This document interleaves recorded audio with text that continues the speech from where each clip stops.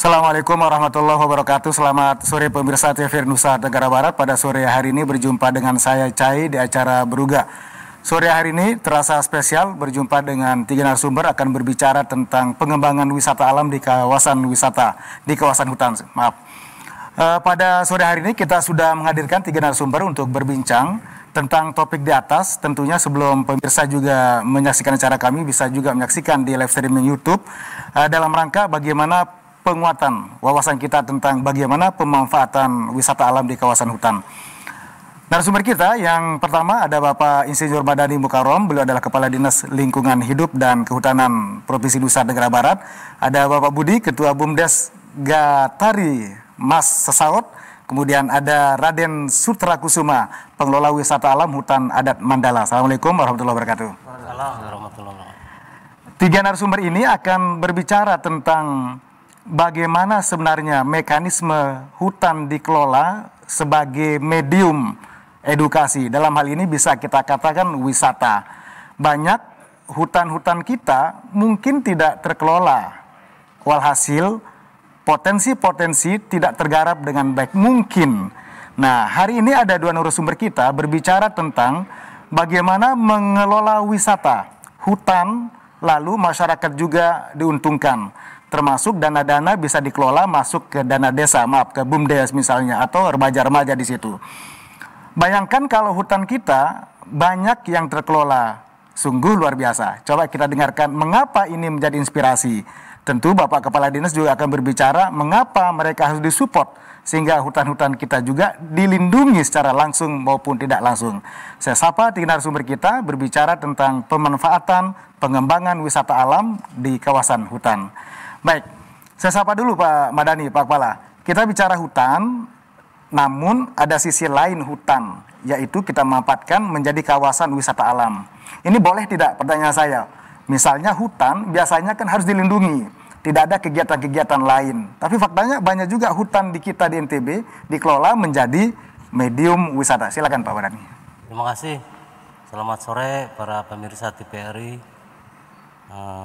Bahwa tata kelola hutan dalam rangka pemberdayaan masyarakat di sekitar hutan ada beberapa skema. Salah satu ada skema kerjasama, ada skema kemitraan. Desa yang salah satunya BUMDes merupakan aliansi strategis terhadap tata kelola hutan yang memang kami sudah rancang dan sudah ada regulasinya. Itu bisa bekerja sama untuk seluruh desa-desa pinggiran hutan. Kita punya potensi desa yang berbatasan dengan hutan itu kurang lebih 486 desa. Itu aliansi strategis kami yang akan kita dorong semuanya supaya seluruh desa itu mempunyai aktivitas di dalam kawasan hutan, yaitu berupa bisa pemanfaatan HHBK, hasil hutan bukan kayu, dan terutama jasa lingkungan yang sekarang wisata alam tadi. Nah, kita sudah dorong dari 2017-an itu dengan BUMDes di Sesaut yang Pak Budi Ketua BUMDes. Demikian juga dengan kelompok-kelompok masyarakat, bisa kelompok sadar wisata, kelompok pengelola hutan adat juga bisa dilakukan kemitraan kerjasama. Nah, itu menjadi bagian cara strategi kami untuk mengamankan kondisi hutan. Jadi nanti seluruh kawasan hutan kalau kelompok masyarakat, desa atau BUMDes dan koperasi yang ada di sekitarnya ikut mengolah hutan, secara otomatis mereka akan menjaganya. Kami dapat keuntungan dijaga. Kedua juga masyarakat di sekitarnya secara sisi ekonomi nanti melalui BUMDes atau kelompok mengolah hutan memperoleh pendapatan untuk keberlanjutan usahanya. Oke, sehingga saling menguntungkan. Ditahan dulu Pak Madani. Kita ini juga penasaran, ada dua narasumber kita berbicara bagaimana pemanfaatan hutan. Mereka berbatasan, barangkali mereka juga berdekatan dengan hutan. Saya sapa dulu. Ini Pak Raden Sutra Kusuma. Dari mana sih ini Pak Raden? Asalnya? Kegiatan di mana? Oh, di Bayan ya. Sekarang jadi kegiatannya juga di Bayan. Ya, nah, ini kan menarik. Raden Sutra Kusuma, Pengelola Wisata Alam Hutan Adat Mandala. Ya. Nah, pertanyaan saya, mengapa ada istilah wisata alam hutan adat? Ya. Memangnya harus bersinergi dengan masyarakat adat atau bagaimana? Silakan. Ya. terkait dengan maksud saya ya, pengelolaan hutan adat untuk kembali paling tidak ada 3 fungsi mungkin secara garis besarnya dalam pengelolaan hutan adat yang ada di Bayan. Pertama adalah fungsi ekologisnya, kemudian sosial dan ekonomi. Nah, kami berpikir dalam pengembangan hutan adat antara 3 fungsi ini tetap bersinambungan untuk sama-sama saling menjaga. Kenapa kami hadirkan pengelolaan hutan adat sebagai salah satu destinasi mungkin ya, destinasi desa wisata. Pertama tentunya dari segi fungsi ekonomis itu tentunya kami ingin hadir ya. Tentunya kami generasi-generasi di masyarakat adat Bayan khususnya itu salah satu ingin memfungsikan bahwa hutan adat ini bisa menjadi bagian dari kegiatan ekonomi. Ditahan dulu. Ya. Ini kan ada istilah hutan adat. Ya. Sebenarnya sudah berapa lama ini keberadaan hutan adat dijaga oleh masyarakat dan remaja kita di situ? Nah, kalau mengenai menjaga, tentu mendapat cerita dari orang tua kami itu sudah turun temurun. Tentu menjaga itu berbeda mungkin dari menjaga hutan secara negara mungkin yang dilindungi secara undang-undang.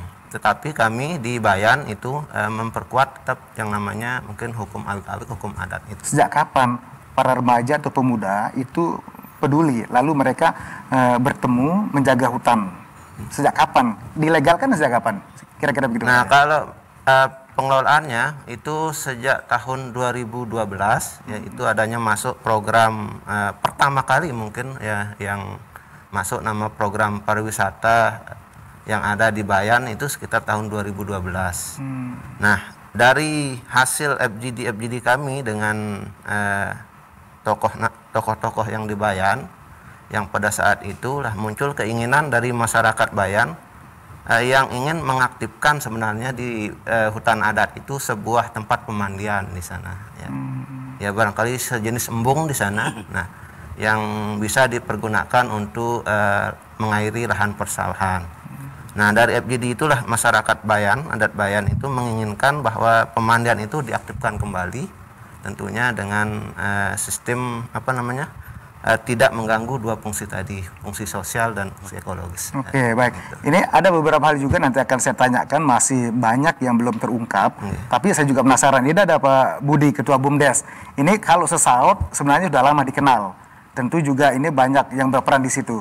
Gimana sih cara pengelolaan sesaut tanpa harus misalnya mengebiri atau misalnya tanpa harus merusak alam dan sekitarnya?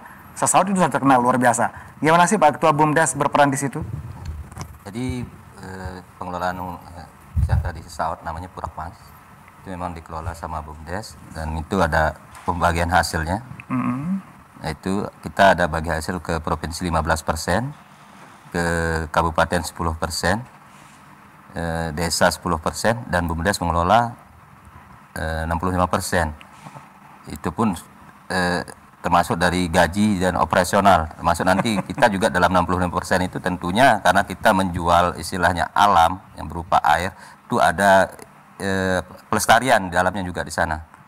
Oh, jadi ada bagi hasil ya? Ya, ada bagi hasil. Kalau misalnya ini kan bagi hasil, apa sih dasarnya sehingga misal sesaut itu harus dikelola dengan baik?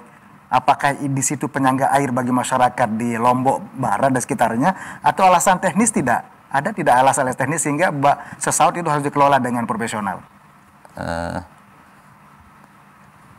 Dasarnya apa kira-kira? Atau memang alamnya sudah ada, tinggal disupport oleh para pemuda termasuk BUMDes? Oh, kalau kita sih dasarnya sih ada MOU-nya dari pihak pemerintah. Maksud saya begini Pak Budi, seberapa penting sesaut itu kita kelola kira-kira begitu kira-kira? Bagi saya sangat penting karena sangat bermanfaat sekali bagi terutama untuk teman-teman dan masyarakat di sesaut. Karena kita juga di wisata sesaut itu kita punya karyawan itu 22 orang dan itu mereka hidup dari wisata itu. Belum lagi pelapaknya sampai 20 orang. Belum parkir. Ya. Jadi ada nilai sosial ekonominya di sana. Itu makanya kita sangat berharap sekali pariwisata di sesaut ini lebih dikembangkan lagi karena sudah berdampak jelas kepada masyarakat kami di sana. Tentu salah satu yang diandalkan adalah air.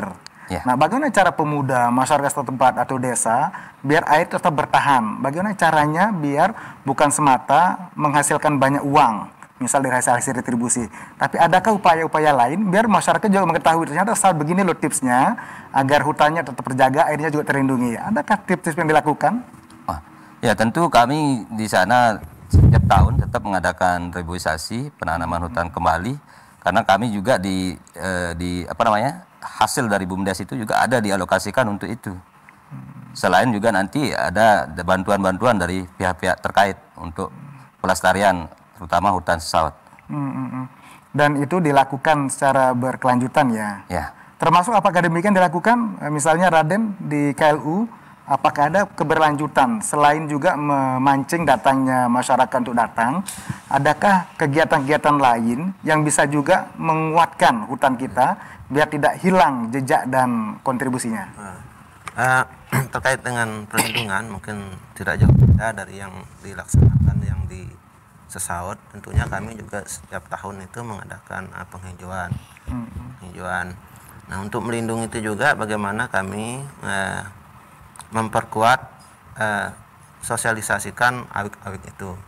Nah, kemudian juga dari segi ritual itu setiap tahun juga ada kami adakan ritual Adat ya, untuk selamat olor namanya. Nah, kemudian terkait penghijauan itu yang setiap tahun kami laksanakan itu tentunya juga kami karena kami kan terutama kendala di bibit hutannya, tentunya kami juga pernah sering bersurat ya ke lingkungan hidup yang ada di kabupaten, kemudian provinsi, dan juga PT DAS itu untuk memohon permohonan bibit untuk penghijauan yang ada di hutan adat itu. Oke. Itu setiap tahun itu rutin. Kalau kita lihat, tentu kita juga harus memberi apresiasi kepada para pemuda kita, desa-desa kita. Pak Madani, kebijakan apa yang diberikan kepada desa sehingga mereka juga memanfaatkan hutan-hutan itu secara baik dan menghasilkan manfaat bagi masyarakat? Jadi memang tadi skema kerjasama kemitraan itu yang kita dorong sebagai salah satu bentuk penghargaan ke para pihak masyarakat yang punya komitmen untuk sisi ekologi tadi, perlindungan hutan. Demikian juga ini ke BUMDes, ke kelompok masyarakat adat juga kita dorong dapat bantuan pipogram ini yang sekarang ini. Jadi ada dana dari Bank Dunia, kita alokasikan ke pihak-pihak yang memang punya komitmen itu. Nah, dengan pipogram itu ada bantuan membangun kolam renang di hutan adat Bayan, termasuk di BUMDes Sesaut. Jadi itulah upaya-upaya kita pemerintah melihat komitmen dari masyarakat, kelompok dan BUMDes, sehingga kita berikan sesuatu yang memang merupakan penghargaan kita lah, karena adanya komitmen untuk ekologi, sehingga mereka juga memperoleh manfaat ekonomi dan sosial. Kalau kita lihat ini kan banyak juga daerah-daerah, desa-desa yang berbatasan dengan hutan. Apakah ada syarat khusus tidak bagi masyarakat setempat atau desa setempat diberikan kewenangan atau izin untuk mengelola hutan sebagai medium wisata? Ada tidak di situ? Ya, memang biasanya teman-teman kami di tingkat lapangan itu melihat dulu kinerja dari kelompok atau BUMDes setempat. Jadi tidak serta-merta diberikan. Jadi ada beberapa hal yang perlu diberikan pemahaman ke mereka, sehingga setelah mereka bisa settle, kita berikan legalitas. Ya, diberi tantangan dulu biasanya gitu. Tantangan atau umpan dulu, Pak? Ya. Ada yang biasa? Ya, tantangan, baru umpan. Baru umpan.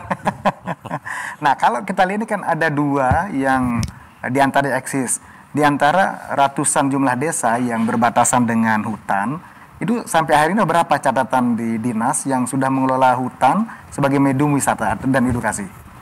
Kalau wisata mungkin 3-4 desa ya yang sudah MOU dengan kami. Di Rinjani Barat mungkin 3 desa, terus ada di Sumbawa Barat, di Sumbawa Besar. Yang lainnya banyak ke pemanfaatan HBK.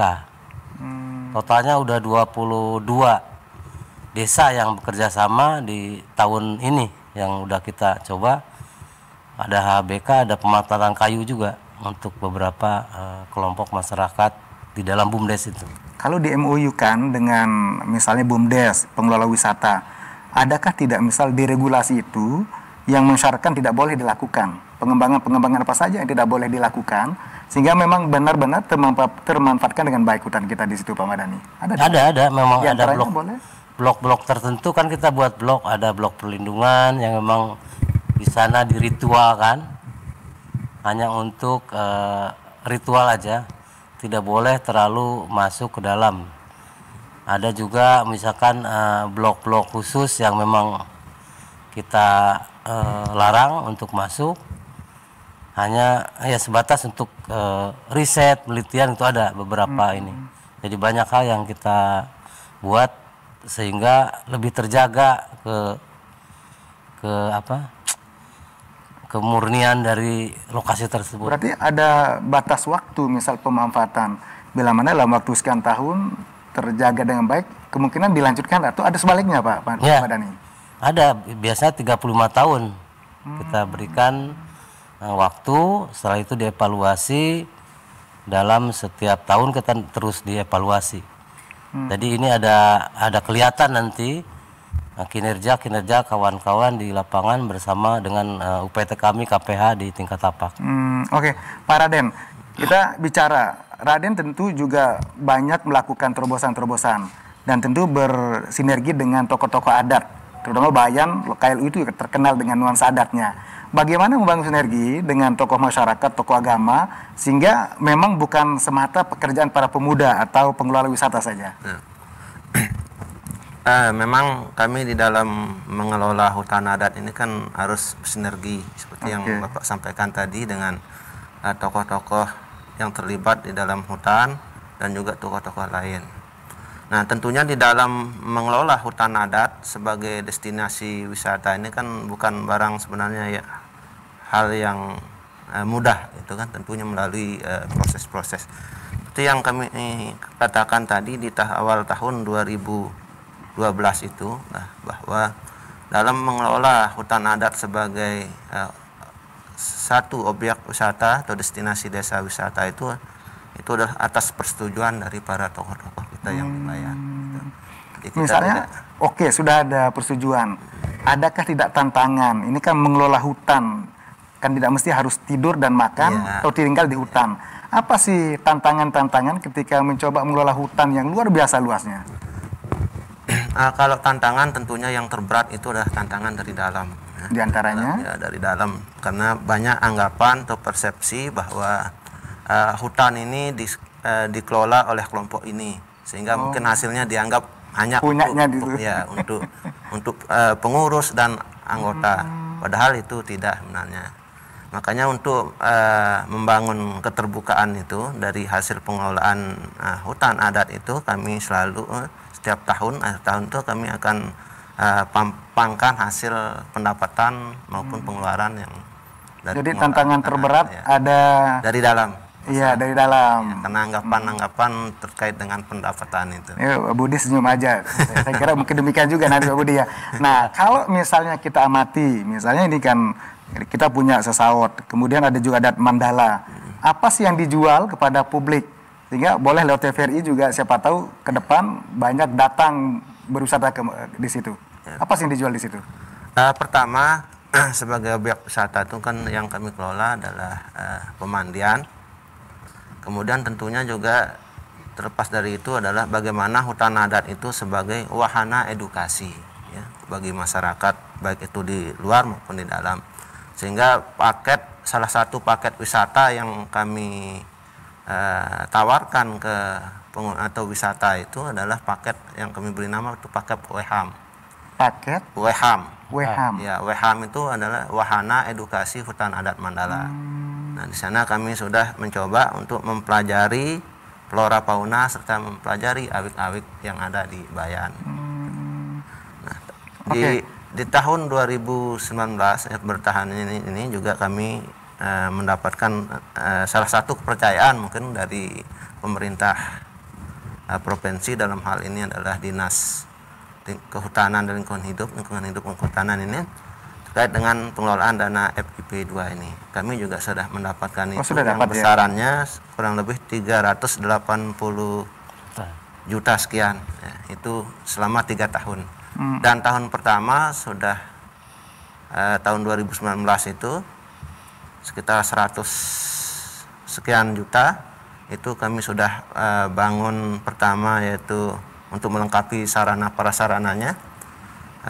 Pertama yaitu LAPA, Pusat Informasi Pokdarwis, kemudian gazebo Bruga, itu untuk tahap pertama. Dan tahap kedua ini alhamdulillah mungkin sudah hampir 100% pengerjaannya, yaitu renovasi lantai pemandian, dindingnya, sama pagar pembatas yang di sekitaran kolam. Dan itu terekam dan diperuntukkan dengan baik ya. Iya.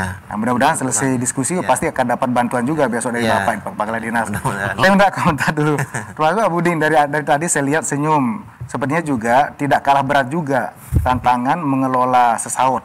Kalau kita datang di situ jumlahnya bukan 10-20 tenaga, tapi hampir dipastikan di atas 100. Apa tantangannya mengelola sesaut yang begitu luar biasa? Tapi sebelum dilanjutkan dulu, Pak Budi, ditahan dulu, nanti kita coba lanjutkan setelah kita jeda berikut ini.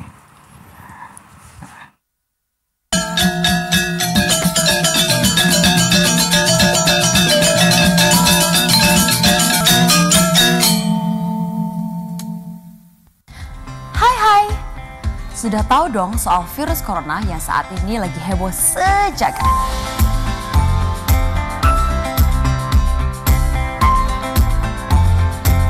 Virus corona atau yang dikenal juga dengan novel coronavirus adalah virus baru penyebab penyakit saluran pernafasan.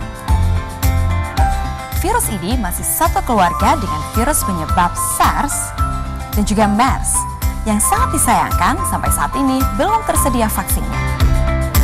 Jadi, kita perlu waspadai gejala klinisnya. Gejala klinis virus corona diantaranya adalah demam, batuk, gangguan pernafasan, sakit tenggorokan, letih, dan juga lesu. Mudah, lakukan 3 langkah cegah. 1. Tutup mulut saat bersin atau batuk, kalau perlu menggunakan masker ya. 2. Cuci tangan hingga bersih menggunakan sabun atau menggunakan cairan antiseptik. 3. Jaga kesehatan dengan perbanyak mengkonsumsi buah dan sayur, serta hindari mengkonsumsi daging setengah matang dan rutin berolahraga.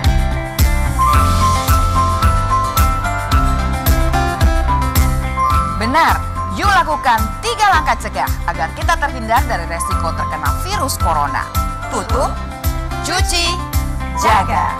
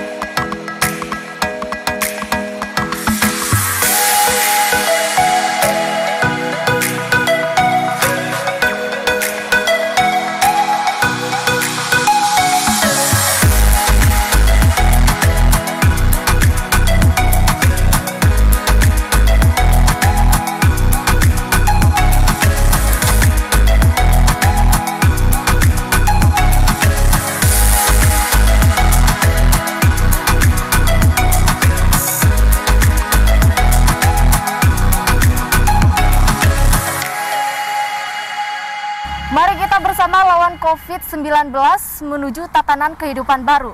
Saya, Ningsih, dari TVRI Nusa Tenggara Barat melaporkan.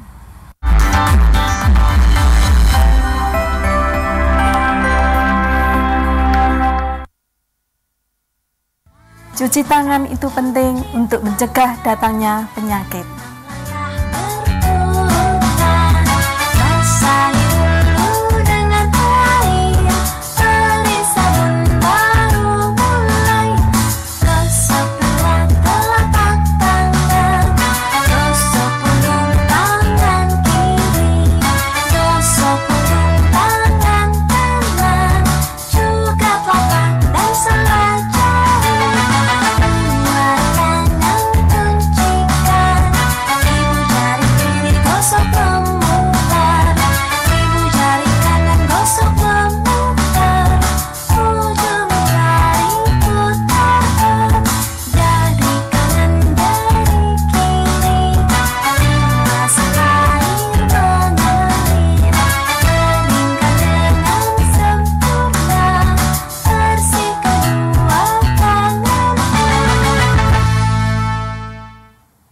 Mudah kan mencuci tangan?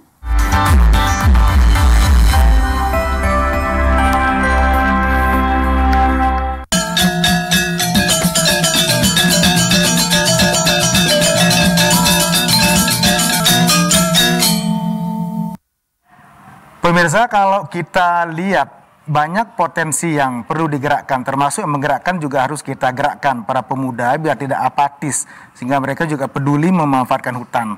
Nah, yang hadir ini adalah pemuda-muda kita yang luar biasa peduli dan didukung oleh bagaimana kebijakan Pemprov Nusa Tenggara Barat, termasuk Pak Kepala Dinas. Sekarang saya minta komentar dulu Budi, Ketua BUMDes Gatari Mas Sesaut. Ini kan sudah terkenal, kalau Saud sudah terkenal. Kalau boleh cerita, tadi kan saya sempat nanya, ini kan sumber dayanya kalau tiap hari bukan 10-20, tapi saya lihat bahkan bisa sampai 100. Apa tantangannya mengelola banyak orang sehingga Sesaut itu tetap lestari, tetap memberikan kesejukan, tetap memberikan warna bagi masyarakat kita di Pulau Lombok? Jadi setiap kegiatan pasti ada tantangannya, terutama kita di Purakmas Niki, karena kita banyak orang di sini. Tentu seperti teman kita Pak Raden di Bayan, kecurigaan dari teman-teman yang lain pasti ada. Nah, itu kita buktikan dengan pelaporan yang tiap tahun kita lakukan. Tiap tahun kita laporkan. Selain itu juga setiap bulan kita juga ada pelaporan untuk ke dinas seperti itu. Dan tantangan yang kedua tentunya kita tidak bisa menampung semua pemuda masuk di sana. Berarti banyak yang mau ya? Iya, banyak yang mau. Karena kita pakai sistem gaji di sana. Kita pakai sistem gaji dengan kami kan baru di sini untuk mengelola, kami pengurus baru, jadi kita rubah polanya yang kemarin dengan yang sekarang. Jadi kita pakai sistem gaji sehingga teman-teman banyak tertarik di sini. Cuma untuk kemampuan kami untuk menggaji itu kan terbatas juga. Karena penghasilan kami, apalagi ini tantangan yang ketiga, terutama masalah COVID ini. Yang biasanya 35 juta sampai 40 juta per bulan kita dapatkan itu. Ya sekarang setelah COVID itu kemarin aja terakhir bulan November itu 23 juta. Tentunya akan alhamdulillah. Masih ada puluhan juta disebutnya. Cuma kan ada pembagian hasil itu lagi. Dan selain itu juga ada gaji-gaji dari teman. Tentunya gaji mereka sedikit menurun. Nah, itu aja. Nah, kalau kita lihat ini kan apakah sebatas itu saja yang dikelola oleh teman-teman BUMDes? Adakah tidak kemungkinan misalnya membangun komunikasi dengan Pak Kepala Dinas LHK, misal diperluas atau misal area pengembangan area wisata itu diperlebar atau perlu ada tidak kemungkinan di situ? Biar tidak di situ saja. Jadi BUMDes itu sebenarnya hak kelolanya itu 4,2 hektar, cuma yang sudah terkelola bukan di situ aja, mungkin sekitar 1 atau 2 hektar itu yang dikalinya. Nah, pengembangannya itu kan sedang kita termasuk kemarin kita dapat bantuan juga dari Bank Dunia, yaitu melalui FIP 2 ini, yaitu sebesar 430 juta untuk ke Saudi itu pengembangannya.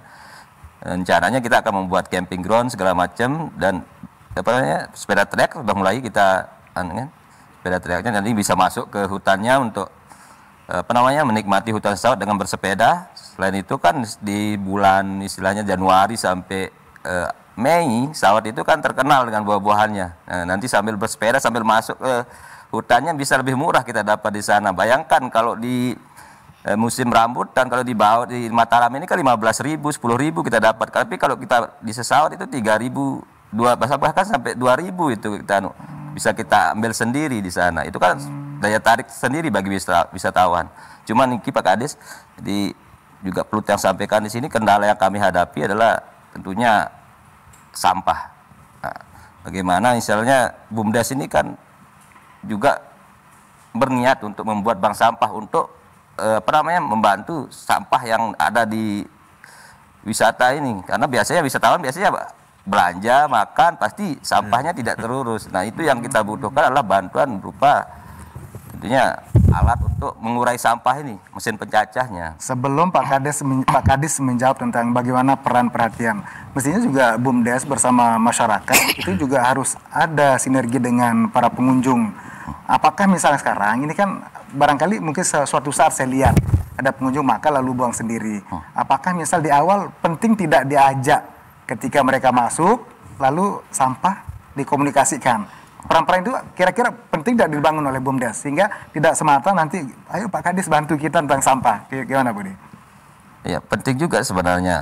Tapi kita di sana tidak langsung istilahnya menegur langsung, kan tidak enak juga untuk kita tegur pengunjung. Paling kita pakai papan himbauan yang di sana ya. Yang tentunya mengingatkan bagi pengunjung untuk tidak membuang sampah sembarangan. Selain itu kita juga siapkan untuk tempat sampahnya.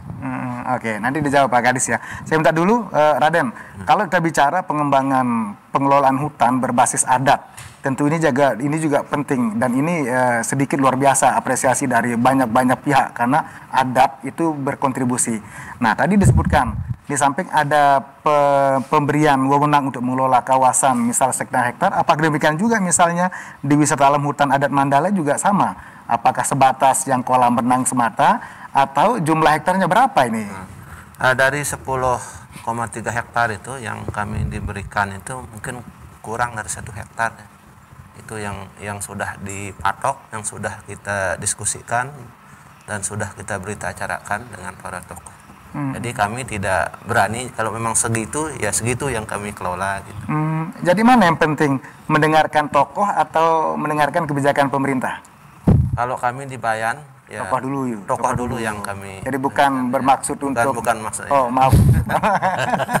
Tapi ya support dari pemerintah tetap sangat kami harapkan. Okay. Nah, misalnya ini kan bukan semata kolam, lalu mereka ada spot-spot kuliner. Iya. Ini kan masa pandemi, tadi disebutkan oleh Pak Budi, memang susah untuk menghadirkan. Apa yang dilakukan masa pandemi ini biar orang bisa datang ke Mandala? Apa yang dilakukan? Ya, tentunya kita memang di masa sekarang ini ya karena mungkin masa perbaikan jadi tidak terlalu cuma sebelum itu jadi pada masa pandemi ini juga sangat berdampak sekali juga bagi kami di sana terkait dengan kunjungan, apalagi kita harus taat dengan himbauan-himbauan pemerintah. Jadi kami di sana yang masih dikelola secara kelompok ya, di kelompok yang diberikan kewenangan ini kan adalah Pokdarwis ya, kelompok sadar wisata. Nah, tentunya dari pengelolaan hutan adat ini dampak terbesarnya yaitu bagi beberapa masyarakat yang memang kegiatannya di sana gitu. Ya, terutama termasuk yang jualan dan segala ya, termasuk kami juga yang selaku pengurus yang mengelola di sana.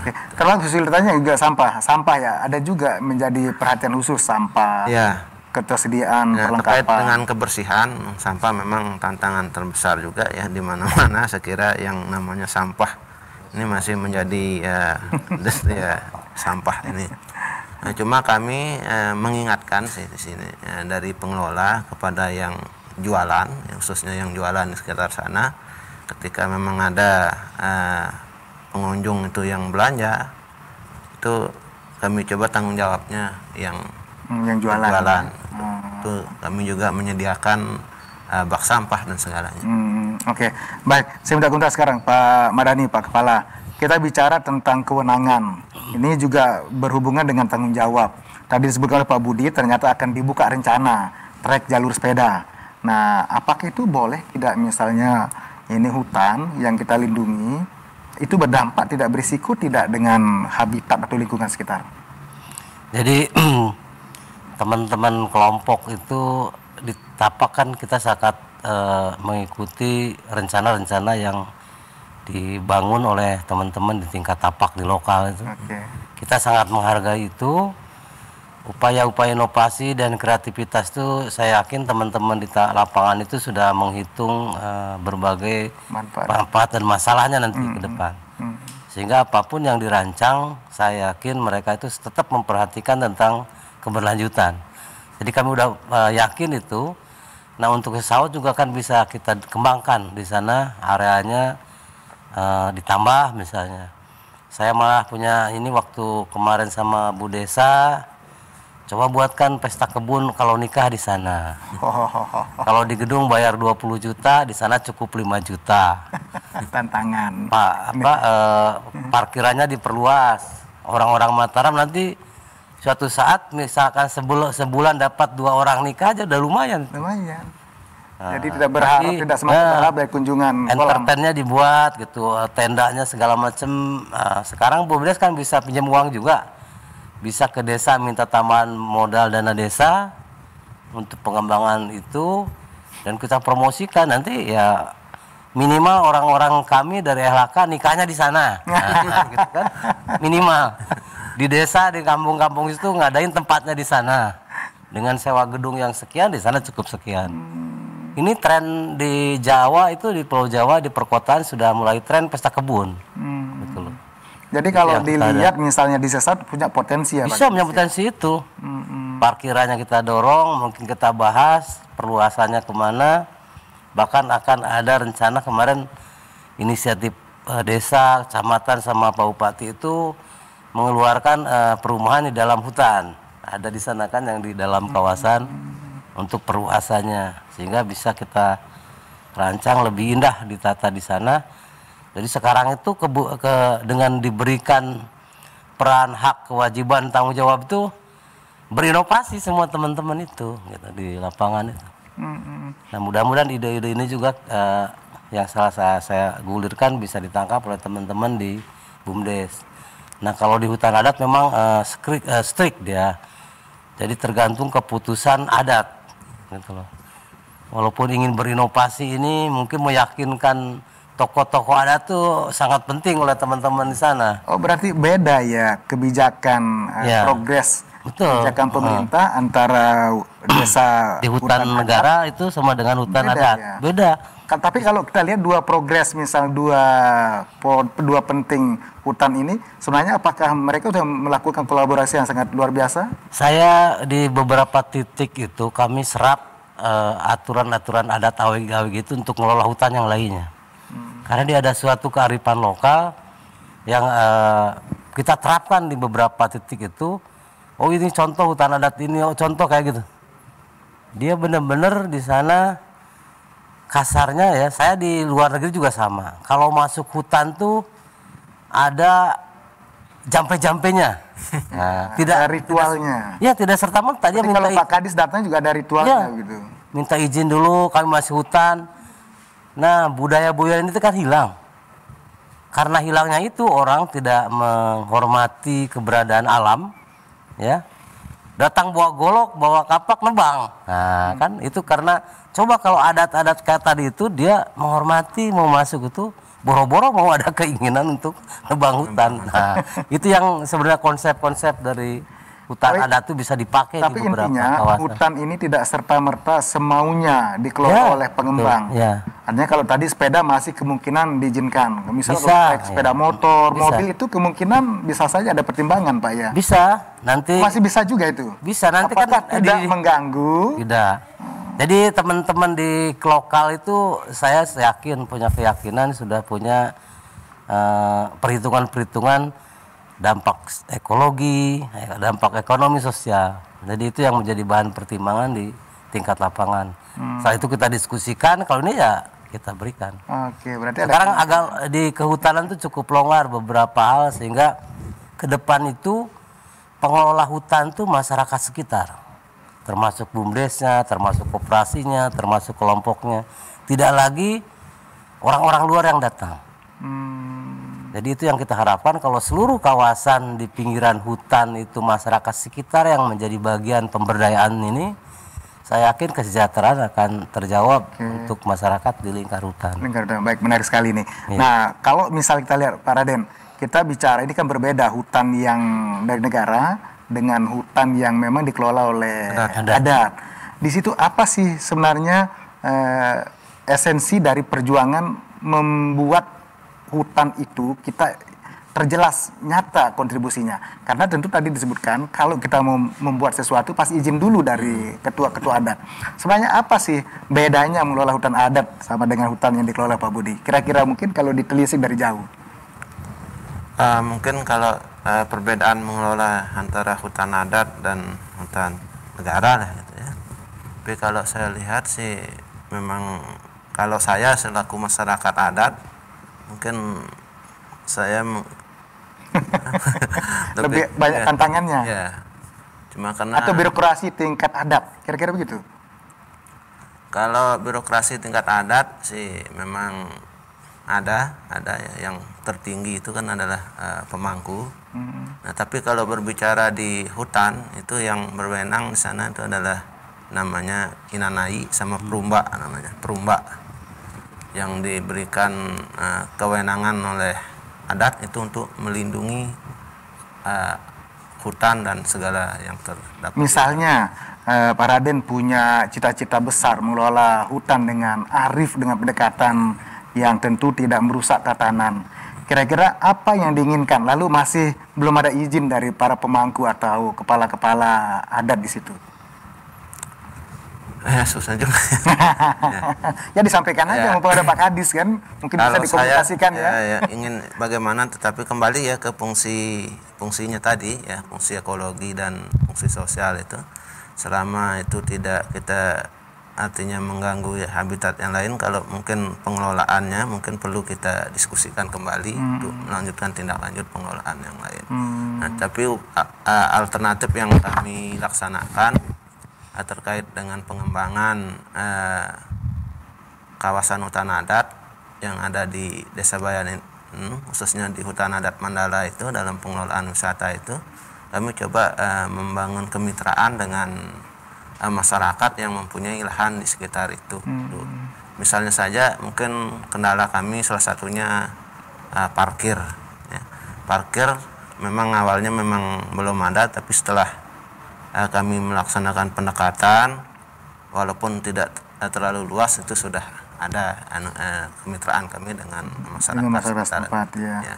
Tapi kalau berbicara mengelola, ketika masyarakat tokoh adat untuk artinya melarang atau tidak memberikan, itu ya kembali lagi kami selaku masyarakat. Ini kan hutan adat, misalnya kalau banyak pengunjung yang datang, itu ada tidak ritual-ritual sehingga jelas bahwa ini hutan adat, pengembangannya berbasis adat, atau sama saja datang seperti biasa, seperti mereka datang ke Sasaut misalnya?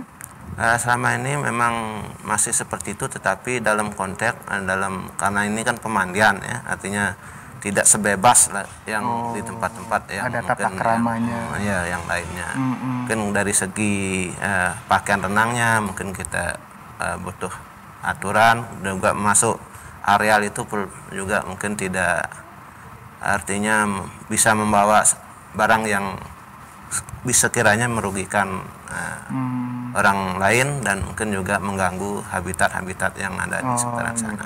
Apakah masyarakat setempat misalnya di situ kelompok wisata juga bersatu padu? Iya. Karena di satu sisi ada juga yang ya udah kegiatan mereka sudah mulai bersatu padu mengelola hutan dengan baik bersama tokoh-tokoh adat. Iya, kalau bersatu dalam melindungi tetap kita bersinergi. Artinya sebagai contoh saja dalam melaksanakan penghijauan itu semua komponen masyarakat itu menjadi satu dalam melaksanakan. Oke, baik, menarik ya. Oke, Pak Budi, kita bicara di akhir sesi ini. Tentu ini kan harus kita bicara secara global dalam rangka menggait masyarakat untuk datang. Nah, apakah SDM-SDM di situ juga dilatih bagaimana menggait pasar sehingga mereka bisa datang, atau mereka hanya bekerja menunggu datangnya pelanggan? Apa yang dilakukan di masa pandemi? Tadi disebutkan pandemi udah berkurang pemasukannya. Apa yang dilakukan? Jadi tentunya kami ada strategi-strategi untuk menggait pasar. Kalau sekarang kan zaman globalisasi, tentunya kita pangsa pasar kita sekarang udah beralih ke sistem online. Nah, ini sedang kita kembangkan di Saud. Di Saud ini kita coba sedang membuat untuk websitenya. Kalau dulu kita pakai masih Facebook kan, sekedar pakai Facebook, Instagram. Tapi untuk lebih luas lagi, kita mencoba untuk membuatkan website sama YouTube-nya, situs YouTube-nya. Biar nanti masyarakat lebih, apalagi selama ini kan yang datang ke Saud ini cuma lokal, belum terlalu banyak untuk anunya. Apa namanya, istilahnya yang internasional lah. Internasional, ya. Paling ya dalam. Berarti ke depan juga harus disiapkan spot-spot untuk foto selfie. Ya. Apakah sudah mulai dibangun? Karena maaf, 2 bulan 3 bulan terakhir sebelum ke Saud. Ya. Kalau sekarang sih kita sudah ada rumah lumbung di sana, kita bisa nginap. gitu Itu ya. dari bentuk bantuan dari Bank Dunia HPP. kemarin. Kita ada 3 rumah lumbung, ini kita sedang persiapkan, belum sih selesai, tapi tahun ini sudah selesai dia. Dan bisa untuk Itu yang sedang eksis. disewakan. Tapi biasanya kan ini kan masyarakat siapapun senang selfie, berarti spot selfie juga harus segera disiapkan. Oh ya. Oke, dengan maksimal. Dari EPP 2 kita sudah membangun 4 spot selfie di destinasi Saud itu bantuan dari EPP 2. Oke, sukses ya buat Pak Budi mengelola Saud. Terakhir, Pak Madani, apa yang disampaikan pada narasumber kita dan harapan apa biar mereka juga bisa eksis, kemudian berkah bagi yang lain. Singkat saja, Pak Madani. Mudah-mudahan dengan ada beberapa contoh tata kelola hutan bersama BUMDes dan kelompok masyarakat sekitar ini bisa menjadi Toh ya, bagi keinginan teman-teman yang lain, kelompok lain di desa lainnya di Nusa Tenggara Barat. Karena ini bagian penting ke depan dengan mengolah hutan secara lestari dan berkelanjutan akan memberikan manfaat ekonomi, sosial, dan ekologi. Itu harapan kami. Demikian juga terhadap teman-teman pengolah yang sudah berjalan, lanjutkan pengolahan itu, silahkan berkreasi, berinovasi di tingkat tapak, tidak melulu meminta bantuan. Nah, itu dia. Jadi kreasi-kreasi itu yang kami harapkan sehingga menjadi sesuatu yang besar di NTB ini. Oke, baik Pak Madani, terima kasih. Pak Budi, Pak Raden sudah menemani kita. Sebentar lagi, mungkin pekan depan kami sudah bisa berkunjung termasuk ke wisata alam hutan adat Mandala dan tentu juga di Saud. Insya Allah berkah buat TVRI dan buat kita bersama, informasi ini bermanfaat. Semoga yang lain juga mampu mengambil pelajaran berharga, mengelola hutan dengan baik dan dimanfaatkan sebagai medium edukasi untuk kita bersama. Selamat beraktivitas. Saya Cai, selamat sore. Assalamualaikum warahmatullahi wabarakatuh dan sampai jumpa. Waalaikumsalam warahmatullahi wabarakatuh. Terima kasih.